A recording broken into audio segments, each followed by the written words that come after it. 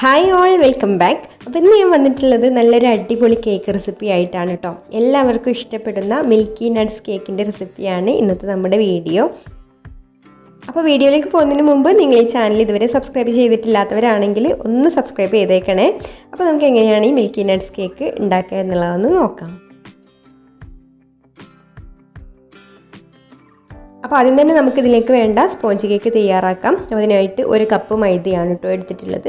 അതിലേക്ക് 1 teaspoon baking powder ചേർത്ത് കൊടുത്തിട്ടുണ്ട്. പിന്നെ 1/4 ടീസ്പൂണ് ബേക്കിംഗ് സോഡയും ഒരു നുള്ളുപ്പും കൂടെ ചേർത്ത് കൊടുത്തിട്ട് നന്നായിട്ടൊന്ന് അരിച്ചെടുക്കാം.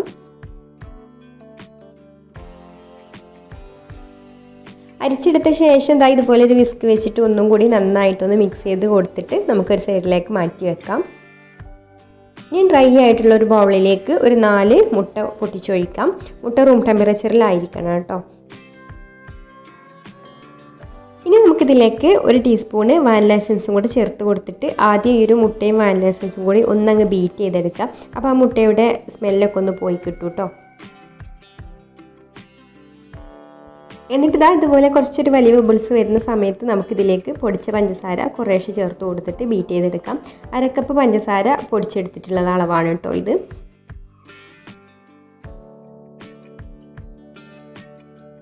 ഇപ്പോൾ മുട്ടയും പഞ്ചസാരയൊക്കെ ഇവിടെ നന്നായിട്ട് ബീറ്റായി വന്നിട്ടുണ്ട്, നല്ല ഫ്ലഫി ആയി വന്നിട്ടുണ്ട്. ഇനി നമുക്കിതിലേക്ക് 2 ടേബിൾ സ്പൂണ് ഓയിൽ ഒഴിച്ച് കൊടുത്തിട്ട് ജസ്റ്റ് ഒന്ന് മിക്സ് ചെയ്തെടുക്കാം. ഓയിൽ ഒഴിച്ച് കഴിഞ്ഞാൽ പിന്നെ ഓവറായിട്ട് ബീറ്റ് ചെയ്തെടുക്കേണ്ട. ഇനി ഇതിലേക്കൊരു 2 ടേബിൾ സ്പൂണ് പാലും കൂടെ ഒഴിച്ച് കൊടുത്തിട്ട് മിക്സ് ചെയ്തെടുക്കാം. പാല് റൂം ടെമ്പറേച്ചറിലായിരിക്കണം കേട്ടോ, തണുത്ത പാൽ ഉപയോഗിക്കരുത്. ഇനി നമുക്ക് ഡ്രൈ ഇൻഗ്രീഡിയൻസ് കുറേശ്ശെ ചേർത്ത് കൊടുത്തിട്ട് മിക്സ് ചെയ്തെടുക്കാം. അപ്പോൾ ഞാനിവിടെ ഒന്നും കൂടെ അരിച്ചിട്ട് തന്നെയാണ് കേട്ടോ ഇതിലേക്ക് ഇട്ട് കൊടുക്കുന്നത്. അപ്പോൾ നമുക്ക് മിക്സ് ചെയ്തെടുക്കാനും കുറച്ചും കൂടെ ഈസി ആയിരിക്കും. അപ്പോൾ ഞാനിവിടെ ബേറ്റർ വെച്ചിട്ട് ഇതുപോലെ ജസ്റ്റ് ഒന്ന് കറക്കിയെടുക്കുകയാണ് ചെയ്യുന്നത്. അല്ലെങ്കിൽ നിങ്ങൾക്ക് സ്പാറ്റിൽ വെച്ചിട്ട് മിക്സ് ചെയ്തെടുക്കാം. അപ്പോൾ ബീറ്റർ വെച്ചിട്ടാകുമ്പോൾ പെട്ടെന്ന് തന്നെ മിക്സായി കിട്ടും. പക്ഷേ ഒരുപാട് അങ്ങ് ബീറ്റ് ചെയ്തെടുക്കരുത്. അപ്പോൾ ആ മുട്ട പതഞ്ഞ് പൊങ്ങിയതൊക്കെ താഴ്ന്നു പോയിട്ട് കേക്ക് ഹാർഡായി പോവും. അപ്പോൾ അത് ശ്രദ്ധിച്ചിട്ട് വേണം ബീറ്റർ വെച്ചിട്ട് മിക്സ് ചെയ്തെടുക്കുമ്പോൾ ചെയ്യാൻ. അപ്പോൾ ആദ്യം ഇട്ട് കൊടുത്ത ബാച്ച് മിക്സായി വന്നതിന് ശേഷം പിന്നെ അടുത്ത ബാച്ചും കൂടെ ഇട്ട് കൊടുത്തിട്ട് മിക്സ് ചെയ്തെടുക്കാം. അങ്ങനെ ഒരു 2-3 പ്രാവശ്യമായിട്ടാണ് നമ്മളിവിടെ മിക്സ് ചെയ്തെടുക്കുന്നത്. അപ്പോൾ നമ്മുടെ ബാറ്റർ ഇവിടെ റെഡിയായി വന്നിട്ടുണ്ട്. ഇനി നമുക്കിത് ബേക്കിനിലേക്ക് ഒഴിച്ചു കൊടുക്കാം. ഞാനിവിടെ 7 ഇഞ്ചിൻ്റെ ഒരു കേക്ക് ടിന്നാണ് കേട്ടോ എടുത്തിട്ടുള്ളത്.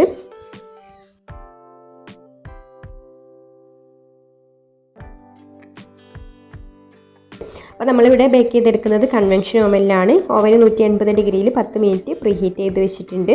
ഇനി നമുക്ക് ഓവനിലേക്ക് വെച്ച് കൊടുത്തിട്ട് ഒരു 35 മുതൽ 40 മിനിറ്റ് വരെ കേക്ക് ബേക്ക് ചെയ്തെടുക്കാം. ഇനി ഇതൊന്ന് ടാപ്പ് ചെയ്ത് കൊടുത്തതിന് ശേഷം നമുക്ക് ബേക്ക് ചെയ്യാനായിട്ട് വെക്കാം. അപ്പോൾ ഓവനില്ലാതെ ബേക്ക് ചെയ്യുകയാണെന്നുണ്ടെങ്കിൽ അങ്ങനെ ചെയ്യാം കേട്ടോ. അപ്പോൾ നമ്മൾ ഓവനില്ലാതെ ബേക്ക് ചെയ്യുന്നതിൻ്റെ വീഡിയോസൊക്കെ ഒരുപാട് ഇട്ടിട്ടുള്ളതാണ്. അപ്പോൾ കേക്ക് അവിടെ ബേക്കായി വരുന്ന നേരം കൊണ്ട് നമുക്ക് അതിലേക്ക് വേണ്ട ബാക്കി കാര്യങ്ങളൊക്കെ ചെയ്യാം. അപ്പോൾ ആദ്യം തന്നെ വിപ്പിംഗ് ക്രീം ഒന്ന് ബീറ്റ് ചെയ്തെടുക്കട്ടെ. പിന്നെ നമുക്ക് ചോക്ലേറ്റ് ഗനാഷ് തയ്യാറാക്കി വെക്കാനുണ്ട്, നട്ട്സൊക്കെ മുറിച്ച് വെക്കാനുണ്ട്. അപ്പോൾ അങ്ങനത്തെ കാര്യങ്ങളൊക്കെ ഇത് ബേക്കായി ചൂടാറി വരുന്ന സമയം കൊണ്ട് ചെയ്യാം. അപ്പോൾ നമ്മുടെ കേക്ക് ഇവിടെ ബേക്കായി ചൂടാറി വന്നിട്ടുണ്ട് കേട്ടോ. ഇനി നമുക്ക് കേക്കിനെ 3 ലെയറാക്കി എടുക്കാം. അപ്പോൾ മുകളിൽ നിന്ന് ഈ ഒരു ഭാഗം നമുക്ക് അങ്ങോട്ട് കട്ട് ചെയ്ത് മാറ്റിയതിന് ശേഷം കേക്കിനെ 3 ലെയറാക്കാം.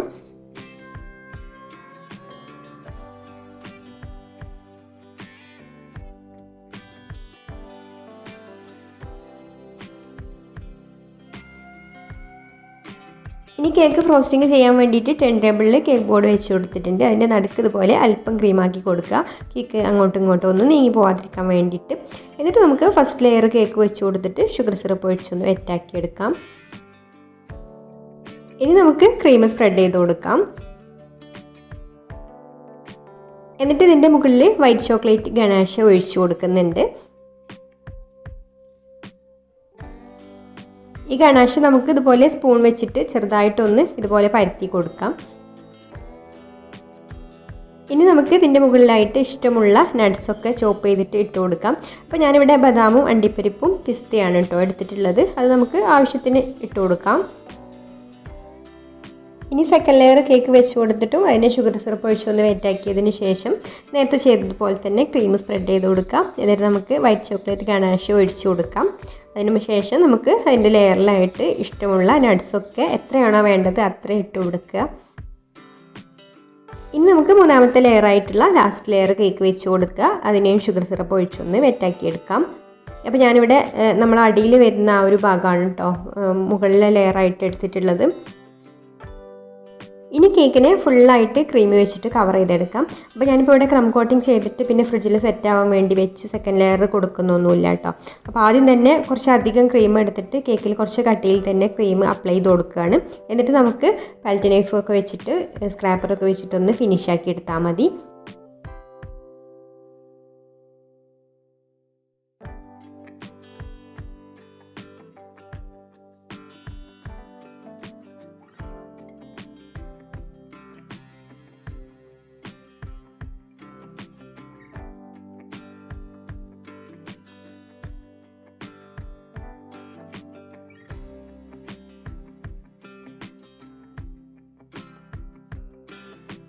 സൈഡിൽ നമുക്ക് ഈ ഒരു സ്ക്രാപ്പർ വെച്ചിട്ടൊന്ന് ഡിസൈൻ ചെയ്ത് കൊടുക്കാം.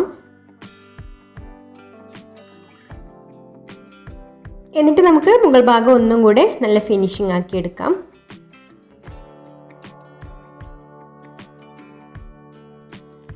അപ്പോൾ ഞാൻ ഒരുവിധമൊക്കെ ഫിനിഷിംഗ് ആക്കി എടുത്തിട്ടുണ്ട്. കൂടുതലായിട്ട് ഫിനിഷിംഗ് ആക്കി എടുക്കേണ്ട കാര്യമല്ല ഇതിൻ്റെ മുകൾ ഭാഗം. കാരണം നമ്മൾ ഇതിൻ്റെ മുകളിൽ ചോക്ലേറ്റ് ഗനാഷ് കുറച്ച് തിക്കായിട്ട് തന്നെയാണ് ഒഴിച്ചു കൊടുക്കുന്നത്.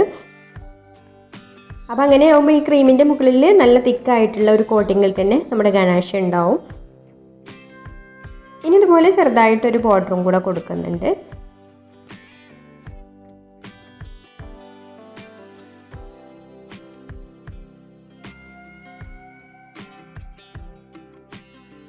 ഇനി നമുക്ക് കേക്കിനെ ഫ്രിഡ്ജിൽ വെച്ച് നന്നായിട്ട് ഈ ക്രീമൊക്കെ ഒന്ന് സെറ്റാക്കി എടുക്കാം. അതിന് ശേഷം നമുക്ക് ഗനാഷ് ഒഴിച്ചു കൊടുക്കാം. അപ്പോൾ ഈ വൈറ്റ് ചോക്ലേറ്റ് ഗനാഷ് ഉണ്ടാക്കുന്നതിൻ്റെ വീഡിയോ ഞാനിതിൽ ഉൾപ്പെടുത്തിയിട്ടില്ല കേട്ടോ. നമ്മൾ മുന്നേ ചോക്ലേറ്റ് ഗനാഷ് മാത്രമായിട്ടുള്ള വീഡിയോ ചെയ്തിട്ടുണ്ട്. അതിൻ്റെ ലിങ്ക് വേണമെങ്കിൽ ഞാൻ ഡിസ്ക്രിപ്ഷൻ ബോക്സിൽ കൊടുക്കാം. ഇതിപ്പോൾ ഞാൻ കുറച്ച് ക്രീമും അതുപോലെ ഫ്രഷ് ക്രീമാണ് കേട്ടോ എടുത്തിട്ടുള്ളത്. ഫ്രഷ് ക്രീമും അതുപോലെ അതിൻ്റെ ഇരട്ടി ചോക്ലേറ്റും എടുത്തിട്ടാണ് കേട്ടോ ഉണ്ടാക്കിയിട്ടുള്ളത്. അപ്പോഴേ ഉള്ളൂ നമുക്ക് കുറച്ചൊരു കട്ടിയിലുള്ള ഗനാഷ് കിട്ടുക. അപ്പോൾ കേക്കിൻ്റെ മുകൾ ഭാഗത്ത് ഫുള്ളായിട്ട് ഇത് ഫിനിഷിംഗ് ആക്കി എടുക്കുന്നുണ്ട്. പിന്നെ താഴേക്ക് ഇതാ ചെറുതായിട്ടൊന്ന് ട്രിപ്പ് ചെയ്ത് വന്നിട്ടുണ്ട്. ഇനി നമുക്ക് ബാക്കിയുള്ള നട്ട്സൊക്കെ ഇതിൻ്റെ മുകളിൽ ഇട്ട് കൊടുക്കാം.